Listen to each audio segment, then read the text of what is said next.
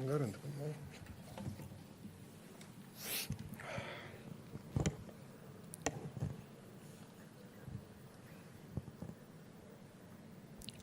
శ్రీ గురుభ్యో నమః.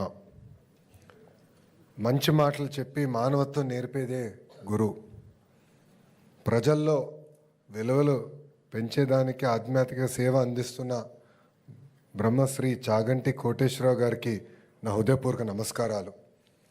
ఈ కార్యక్రమానికి విచ్చేసిన గౌరవ ఎంపీ కేశినేని చిన్ని గారికి, ఎమ్మెల్యే బోండా ఉమా గారికి, కోన శశిధర్ గారికి, విజయరామరాజు గారికి, శ్రీనివాస్ గారికి, ఇతర అధికారులకి, నాకు నా గుండెల్లో పెట్టుకుని కాపాడే మా పిల్లలందరికీ పేరు పేరున నా హృదయపూర్వక నమస్కారాలు.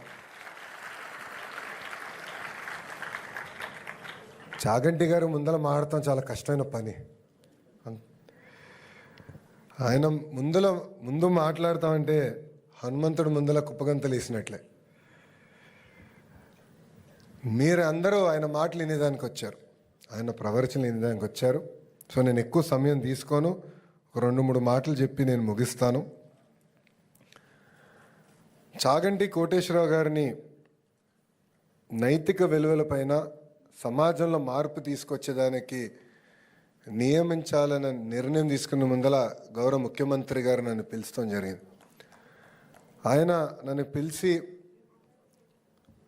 2019 నుంచి 24 వరకు మన అనేక సార్లు చర్చించాం. సమాజంలో నైతిక విలువలు తీసుకురావాల్సిన బాధ్యత ఉందని మనందరం 1-10 సార్లు మాట్లాడుకున్నాం.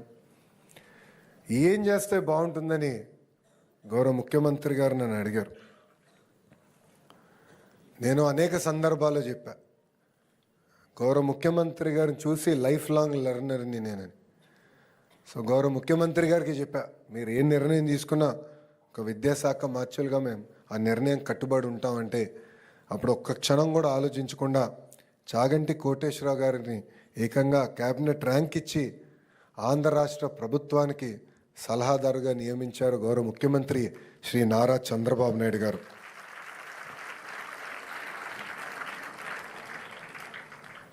ఇది ఒక పవిత్రమైన బాధ్యత. జనరల్గా నేను అనేక మంది వ్యక్తులను చూశాను, అందరూ క్యాబినెట్ ర్యాంక్ హోదా కావాలని కోరుకునేవారు. అలాంటిది చాగంటి గారికి క్యాబినెట్ ర్యాంక్ ఇచ్చిన, మమ్మల్ని మొదటిసారి కలిసినప్పుడు కనీసం ఇచ్చిన కాఫీ కూడా ఏం తాగల, ప్రభుత్వం పెడుతున్న వాహనం వాడలా, ఆయన సెల్ ఫోన్ బిల్లు కూడా గురువుగారే ఈరోజు కడతాం జరుగుతుంది. అలాంటి గొప్ప వ్యక్తి దగ్గర ఈరోజు పుస్తకాలు రూపొందించుకున్నాం. ఆ పుస్తకాలు మీ భవిష్యత్తు కోసం అందిస్తాం జరుగుతుంది. మట్టి కుండలాగా మారుతుంది, శిలా శిల్పం అవుతుంది, విత్తనం పెద్ద చెట్టు అవుతుంది. బడిలో పిల్లలకి చదువు ఆటలతో పాటు నైతిక విలువలు అందిస్తేనే సమాజంలో ఏ మార్పు మనం ఆశిస్తున్నామో ఆ మార్పు మనం సాధించగలుగుతాం. అటామిక్ ఎనర్జీ గురించి అందరు తెలిసిన విషయం. ఆ ఎనర్జీని బాంబులాగా వాడితే హిరోషిమా నాగసాగిలో జరిగిన విధ్వంసం మనందరం చూసాం. కానీ అదే ఎనర్జీని మనం విద్యుత్ తయారీకి వాడితే మొత్తం దేశాలే వెలిగించడానికి అవకాశం ఉంటుంది. అలానే పిల్లల్ని కూడా సరైన మార్గంలో పెట్టాల్సిన బాధ్యత ఇక్కడున్న ఉపాధ్యాయులందరిపైన కూడా ఉన్నాయి. మహిళల్ని గౌరవించాలి, పెద్దల్ని గౌరవించాలి, పేదలకి సేవ చేయాలి. కులం, మతం, ప్రాంతం అన్న పదం మా ఇంట్లో రాకుండా చేశారు నా తల్లి భువనేశ్వరమ్మ. ఆమె ఎప్పుడు కష్టపడాలి, నీ వంతు ప్రజలకి సేవ చేయి అని నాకు చెప్తూ వచ్చారు.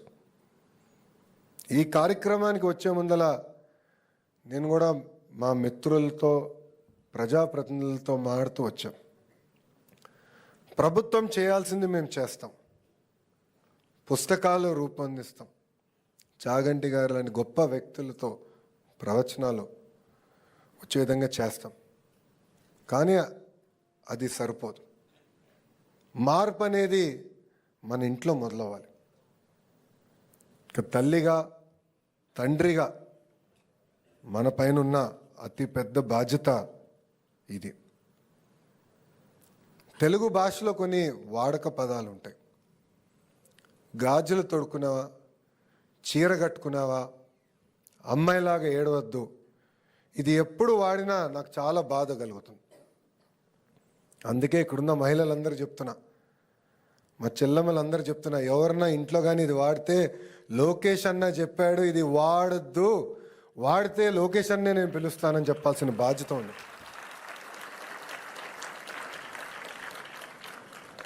సమాజం ఎప్పుడు బాగుపడుతుందంటే మనం మహిళల్ని గౌరవించినప్పుడే బాగుపడుతుంది. అందుకే సినిమాల్లో, వెబ్ సిరీస్లో కూడా మహిళల్ని కించపరిచే విధంగా వ్యాఖ్యలు ఉండకూడదని నేను ఇప్పటికీ మన గౌరవ ఉప ముఖ్యమంత్రి గారితో చర్చించా, గౌరవ ముఖ్యమంత్రి గారితో కూడా నేను చర్చిస్తాం జరిగింది. దీన్ని మేము ముందరికి తీసుకెళ్తాం. ఇంతేకాదు, నేను మంత్రి అయినప్పుడు ప్రాథమిక పాఠశాలలు ఇస్తున్న పుస్తకాలను నేను చూశాను. దాంట్లో ఇంటి పనులు చేస్తున్న ఫోటోలు చూశాను. అన్నీ ఆడవాళ్ళు చేసే ఫోటోలే వచ్చినాయి. నేను అది 50-50 చేయమని అధికారులకు ఆదేశించాను. అది మొన్న మీకు వచ్చిన పుస్తకాల్లో ఆ మార్పు తీసుకొచ్చాం. ఇది నేను ఎందుకు చేశానంటే, నేను బలంగా నమ్మేది ఇంటి పనులు కూడా ఆడమగ ఇద్దరు సమానంగా చేయాల్సిన బాధ్యత ఉంది. నేను అమెరికాలో MBA చేసినప్పుడు ఫస్ట్ ఇయర్ అయిన తర్వాత నాకు పెళ్ళయింది. చిన్న వయసులో బ్రహ్మణికి నాకు పెళ్ళయింది.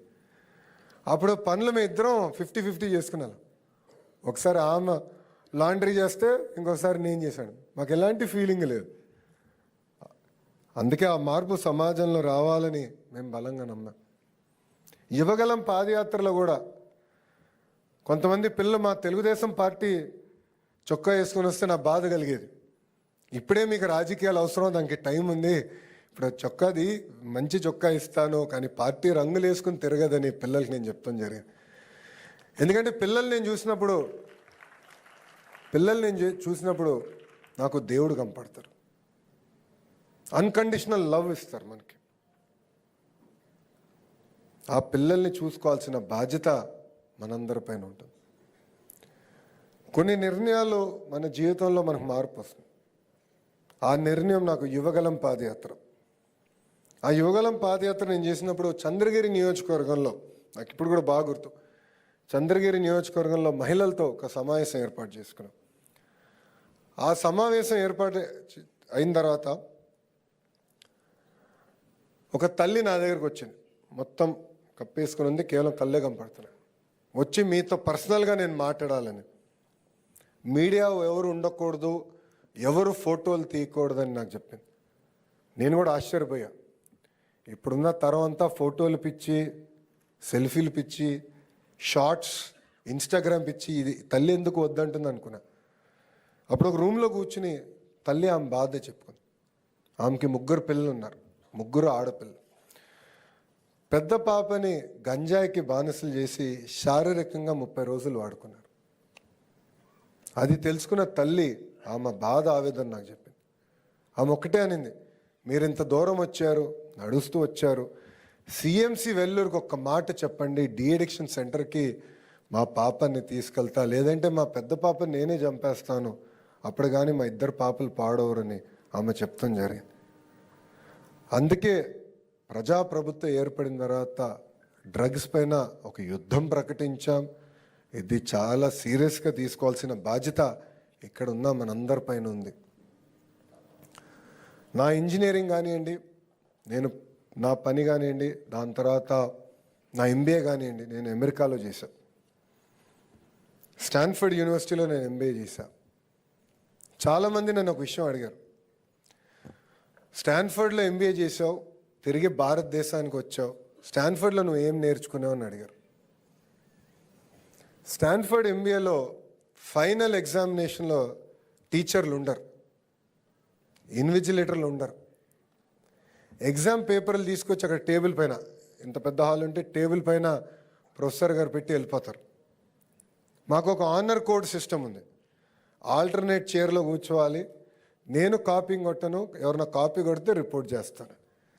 సుమారుగా అంటే 2 సంవత్సరాల్లో ఒక 30-32 ఎగ్జామ్లు మేము తీసుకుంటాం. ఒక్కరు కూడా కాపీ చేయాలి. అంటే ఆ రోజు మాకు అనిపించింది, ఒక విశ్వవిద్యాలయం మా పైన పెట్టిన పవిత్రమైన బాధ్యత ఇది.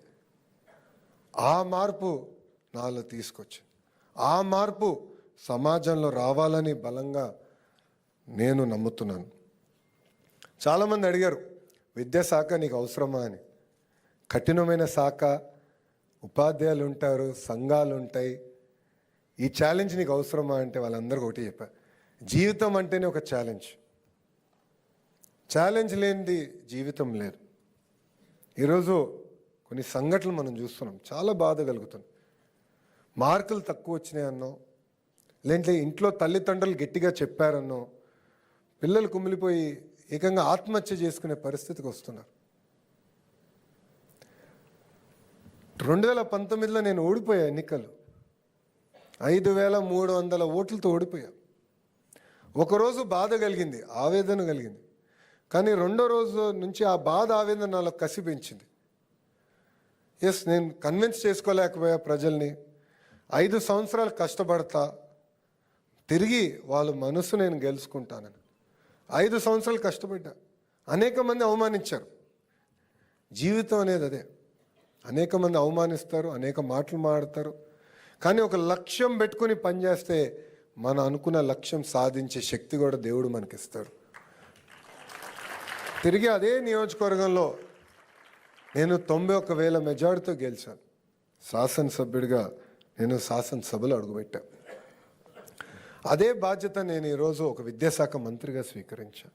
ఇక్కడున్న ఉపాధ్యాయులు అందరూ తెలుసు, తరతరాలుగా అనేక సమస్యలతో మీరు ఇబ్బంది పడుతుంటే అన్నీ మనం పరిష్కరించాం.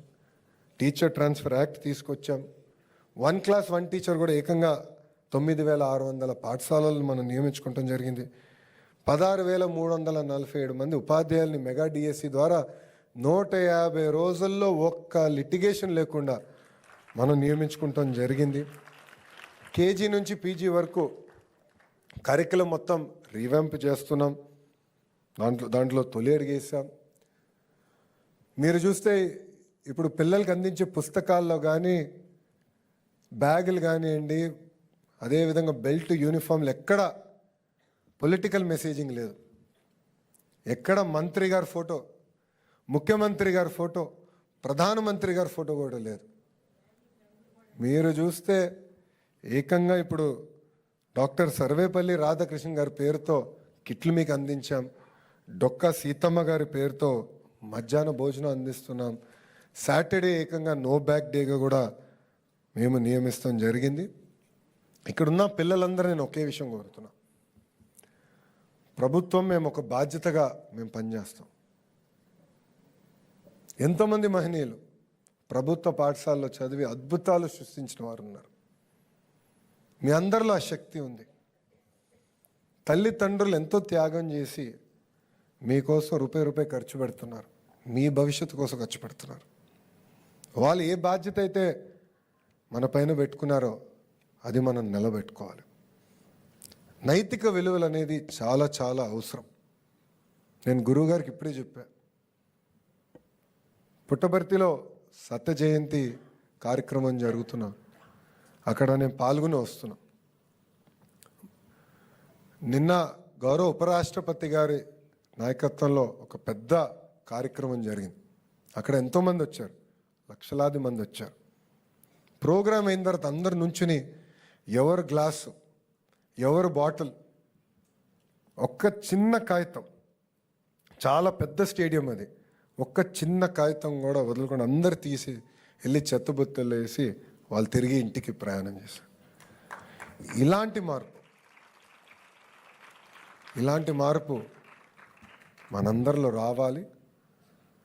అప్పుడే సమాజం, ఏ సమాజం అయితే మనం ఆశిస్తామో అది మనం సాధించుకోగలుగుతామని ఈ సభాముఖంగా మీ అందరికి తెలుపుకుంటూ, పెద్దలు, గురువు సమానం వ్యక్తి చాగంటి కోటేశ్వరరావు గారిని కూడా నేను కోరేది ఒకటే,